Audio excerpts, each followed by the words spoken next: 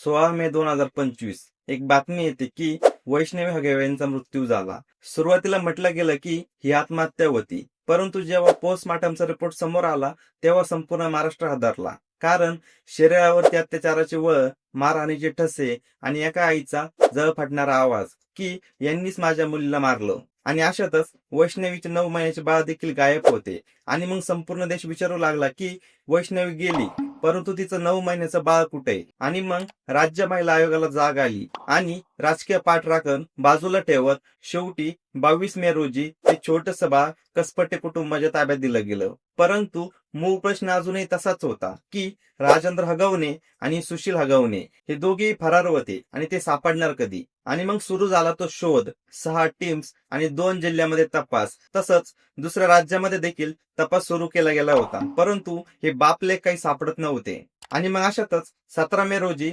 पोलिसांच्या हातामध्ये लागतो एक सीसीटीव्ही फुटेज आणि ह्याच फुटेजनं संपूर्ण युटर्न घेतला. त्या सीसीटीव्ही मध्ये दिसत होतं की राजेंद्र हगवणे व त्याचा मुलगा तळेगावच्या एका हॉटेलमध्ये थार गाडी लावून मटणावरती ताव मारत आहे व मटण खाता खाता टेबलावरती हास्य व विनोद देखील त्यांचे चालू होते. आणि इकडे दुसऱ्या बाजूला त्यांची सून म्हणजेच वैष्णवीचा अंत्यविधी चालू होता.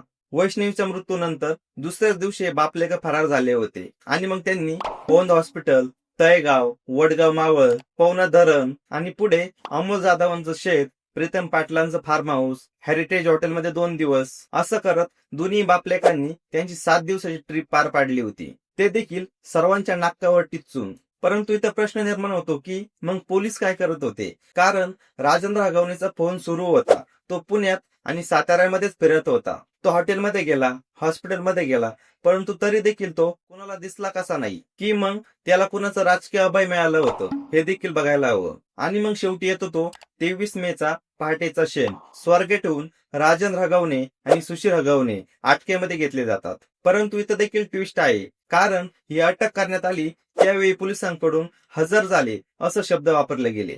म्हणजे मग हे दोघं फरार नव्हते का असं समजायचं का? की मग ही पोलिसांनी दाखवलेली त्यांच्यावरची माया होती? तसंच 7 दिवस राजेंद्र हगवणे व त्याच्या मुलाला लपवणारे मित्र कोण होते हे देखील बघायला हवं. मयुरी हगवणे म्हणजेच राजेंद्र हगवणेंची मोठी सून, ती सांगते की शशांकने आम्हाला मारहाण केली होती, परंतु सुशील आम्हाला वाचवत होता.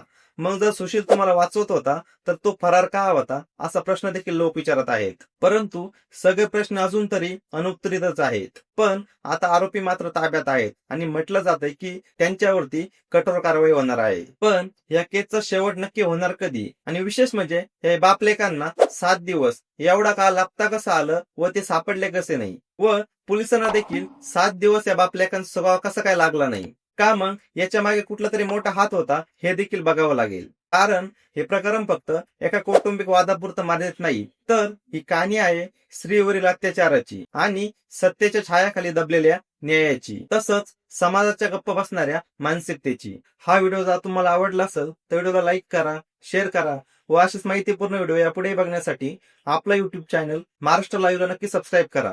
भेटूया नवीन व्हिडिओसह. तोपर्यंत स्वतःची काळजी घ्या.